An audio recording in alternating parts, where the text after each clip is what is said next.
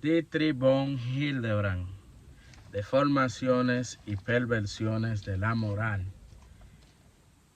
sustitutivos y deformaciones patológicas. Hemos de pasar más adelante y distinguir entre los sustitutivos y las diversas deformaciones patológicas de la esfera moral. Las inhibiciones de toda clase son fenómenos bien conocidos.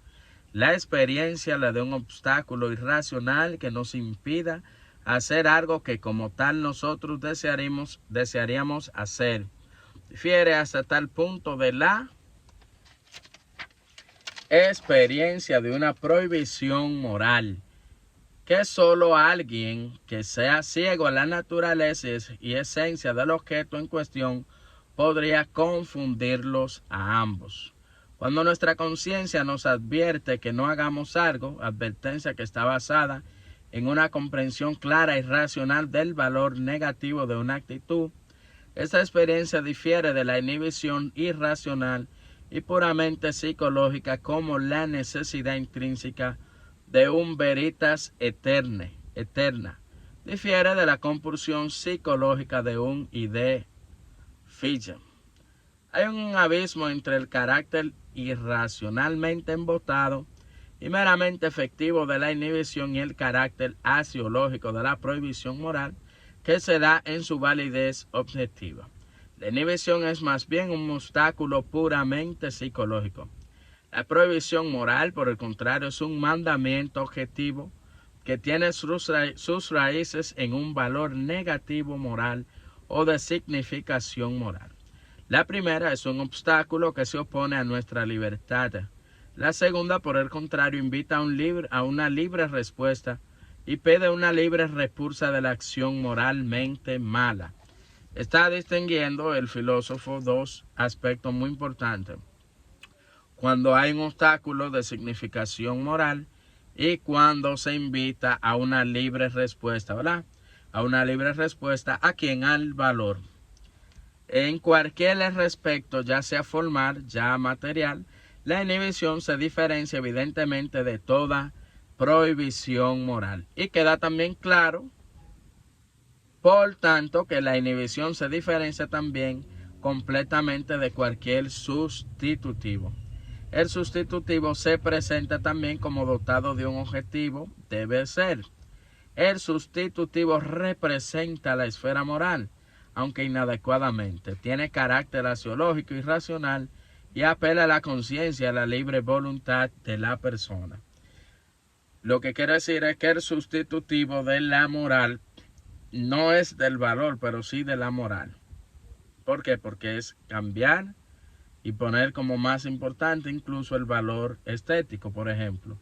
Lo mismo que la inhibición, la esclavitud patológica, con respecto a alguna otra cosa, no tiene carácter moral y en consecuencia no puede ser interpretada como un sustitutivo en el sentido en que nosotros lo entendemos.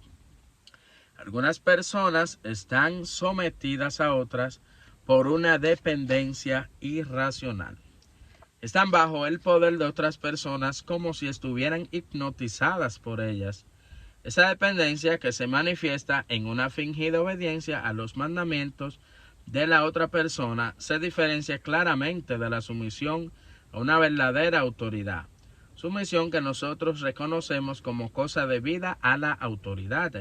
En el primer caso tenemos una dependencia irracional que reduce nuestra libertad, paraliza nuestra libre decisión y que tiene carácter de simple poder que de hecho actúa. En el segundo caso tenemos una respuesta libre y luminosa, basada en la clara inteligencia del carácter y verdadero de la autoridad y de la obligación moral de obedecer. Está distinguiendo los tipos de obediencia.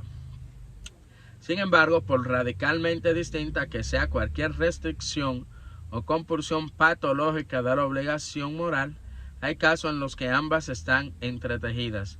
En algunos casos, la conciencia de una obligación moral asume el carácter patológico de una coerción psicológica.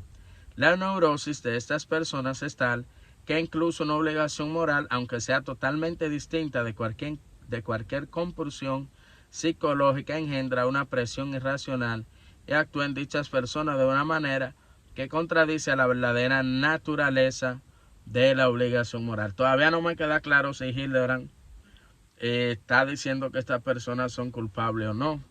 Sin embargo, está hablando de un carácter patológico, ¿verdad?, que contradice naturalmente la obligación moral.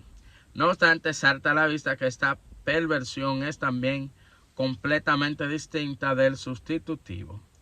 En el individuo neurótico, las obligaciones morales crean psicológicamente inhibiciones, pero la coerción o inhibición no representa de manera consciente y racional a la esfera moral. La obligación moral crea en este caso algo moral, algo psicológico, que está mezclado con elementos morales. Pero esta mezcla no es un valor extramoral que asuma ilegítimamente el puesto del bien moral. No es, como en el caso de los sustitutivos, otra noción cualitativa o formal que represente la esfera moral, sino que más bien una perversión, ¿verdad?, de la experiencia de la obligación moral, ¿verdad?, asume el carácter de coerción psicológica. Ahí sí, ahí me quedó claro. Es una coerción psicológica. No estamos hablando propiamente de que alguien es culpable, sino que tiene una coerción psicológica. Hay algo que lo limita. La diferencia entre estos tipos de perversión psicológica y los sustitutivos de la moralidad queda bien de manifiesto en el caso de la persona escrupulosa, que se siente culpable aunque no haya culpabilidad. Ay, hombre. Es el caso de quien ve obligaciones morales donde no las hay, y de quien sigue dudando cuando los demás le han hecho ver que no ha habido pecado, de que realmente hayan comprendido su caso. La perversión que aquí vemos no es evidentemente un sustitutivo. Es por un lado un egocentrismo e introversión y por el otro una desconfianza y angustia patológica. Pero se diferencia claramente de cualquier sustitutivo y puede hallarse tanto en las personas que se han fijado como norma moral un sustitutivo como en las que adhieren a la verdadera norma moral.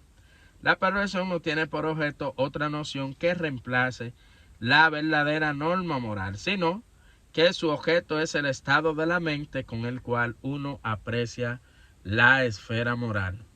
Hay problema, ¿verdad? Lo patológico. La característica específica de este tipo de perversión es que la aberración patológica está restringida a la esfera moral. No es una inhibición general que se extienda a la esfera moral, sino una especie de alergia a la esfera moral.